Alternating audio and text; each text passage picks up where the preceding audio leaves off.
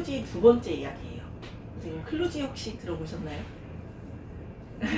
조금 낯설으실 수 있는데 이게 어떤 내용인지 한번 보도록 하겠습니다.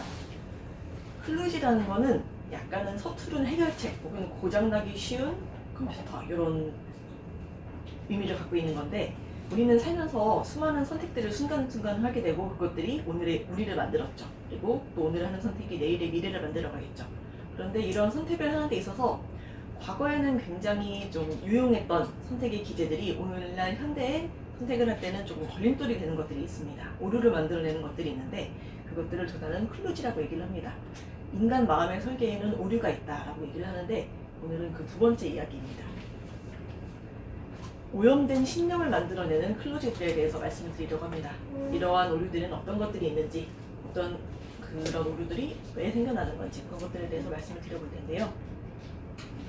이런 그 선택에 있어서 어떤 오염된 판단의 오류를 만들어내는 인지 편향들에는 굉장히 많은 종류의 것들이 있습니다.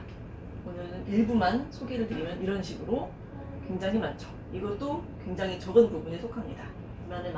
이만큼 많은 인지 편향들이 있고 우리가 이런 것들을 채 인식하지 못하고 잘못된 오류들을 만들어내고 있습니다. 그 중에 한 가지인 후광 효과입니다. 어머니, 그 아드님이나 손주분께 어떤 교수님에게 강의를 들으시겠어요? 라고 물으면 어떤 교수님께 강의를 들으시겠습니까? 오른쪽, 왼쪽. 어느 분이 잘 가르칠 것 같으세요? 오른쪽이 잘 가르칠 것 같죠? 우리는 대학생들을 보면은 대체로 잘생긴 교수가 가르치기도 잘한다는 그런 편견을 가지고 있다고 합니다. 이게 왜 그러냐면은 우리가 어떤 사람의 일부에 대해서 굉장히 긍정적인 이미지를 가지게 되면은 그것이 자동적으로 일반에 대해서 다른 것들에 대해서도 긍정적으로 평가하게 되는 경향이 있는데, 그것을 후광 효과라고 합니다. 반대로 갈퀴 효과도 있어요. 좀 한 부분에 대해서 부정적으로 여기게 되면은 모든 것들이 다 부정적으로 판단이 되는 거죠. 이거는 그 인지 편향의 한 가지 예가 되는데, 그 다음 거를 소개해드리기 전에 제가 10초를 드릴 테니까 이거를 가능하면 많이 외워보시겠습니까? 여기 있는 단어들을.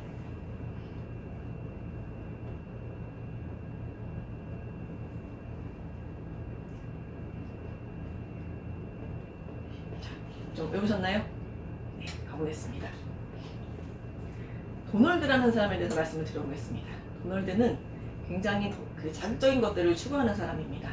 험난하다도 유명한 그 산을 등반하기도 하고요. 콜로라도 강의 급류를 이렇게 카누를 타고 내려오기도 했습니다. 그리고 자동차 파괴 게임에도 출전을 했고요. 그리고 최근에는 스카이다이빙을 한번 해볼까 하고 고려를 하고 있는데, 그동안 이런 자극적인 것들을 추구하는 과정에서 부상을 입기도 하고 혹은 생명의 위험에 처한 적도 많이 있습니다. 이 도널드에 대해서 한마디로 한번 요약을 해보실까요? 이 사람 특성에 대해서 뭐라고 말씀하시겠어요? 모험적. 어머니도? 이렇게 여쭤봤을 때 대부분은 모험적인이라고 말씀을 하시는데, 만약에 우리가 바로 전에 자만하는 혹은 무모한 이런 단어들을 봤다면 어떻게 표현을 했을까요? 도널드에 대해서 무모하다고도 표현을 할 수가 있겠죠. 도널드는 물론 모험적이기도 하지만 굉장히 무모하다고도 볼 수 있는 사람이지만은, 우리가 그 전에 봤던 도널드와 아무 상관없는 그런 단어들을 보고서 모험적인이라고 약간은 유도가 되는 그런 현상을 보셨는데, 이것이 단내림 효과라고 합니다. 어떤 판단을 함에 있어서 기존에 있던 머릿속에 있던 정보들이 방해가 되는 거죠. 그 판단을 내려야 하는 상황과 전혀 상관없는 기존에 머릿속에 있던 정보들이, 그런 것들을 단내림 효과라고 합니다. 또 한 가지 실험이 있었는데, 유엔에 가입한 아프리카 국가들의 비율은 몇 %일까요? 라는 질문을 던지기 전에 이러한 원판을 앞에 그려두고 돌려가면서 질문을 했습니다. 그런데 원판에 10이라는 숫자가 써 있을 때는 그 비율을 25% 정도라고 평균적으로 답을 했고요. 그 앞에 65라는 숫자가 써 있을 때는 평균적으로 45%라는 답변이 나왔다고 합니다. 그만큼 눈앞에 있는 다른 정보들의 내 판단이 좌지우지 됐다는 것을 보실 수가 있죠. 이것이 단내림 효과라고 합니다. 그리고 이제 마지막 내용인데, 판단 논법의 함정입니다. 위에 보시면은 논리적이라는 판단이 드시나요? 모든 인간은 죽는다. 소크라테스는 인간이다. 그러므로 소크라테스는 죽는다. 타당한가요? 맞는 말인 것 같으신가요? 굉장히 논리적이고 연역적인 타당한 사고법이라고 할 수가 있습니다. 그러면은 이 문장은 어떤가요? 모든 생물은 물을 필요로 한다. 장미는 물을 필요로 한다. 따라서 장미는 생물이다. 맞나요? 맞는 것 같죠? 그러면은 이거를 제가 여기서 단어만 조금 바꿔보겠습니다.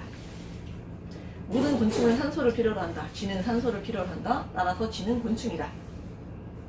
맞나요? 다른 틀린 말이죠. 방금 문장과 구조는 똑같습니다. 근데 단어만 바꿨을 뿐인데 다른 그 결과를 이끌어냈죠. 바로 앞에 있던 것들은 구조는 틀리지만은 기존에 우리가 알고 있던 지식과 부합하기 때문에 그것이 판단에 방해를 가져온 겁니다. 우리 예전에 어렸을 때 삼단원법을 보면 오류 중에 한 가지가 바로 이런 것들이 있었죠. 그래서 우리가 기존에 가지고 있던 사고들이 새로운 판단을 할 때 논리적으로 사고하는데 얼마나 방해가 되는지 그런 것들을 알려주는 예라고 할 수가 있습니다. 심지어 저자는 우리가 믿는 것의 90%가 반은 유리된 것이라고 얘기를 합니다. 그만큼 우리의 신념이 그런 미신이라든지 우류라든지 조작에 취약하다고 볼 수가 있는데, 이런 우류들을 우리가 미리 조금씩 알고 있다면은 잘못된 사고를 하는데 조금은 경계를 하고 보다 중립적이고 객관적인 사고를 할 수가 있겠죠.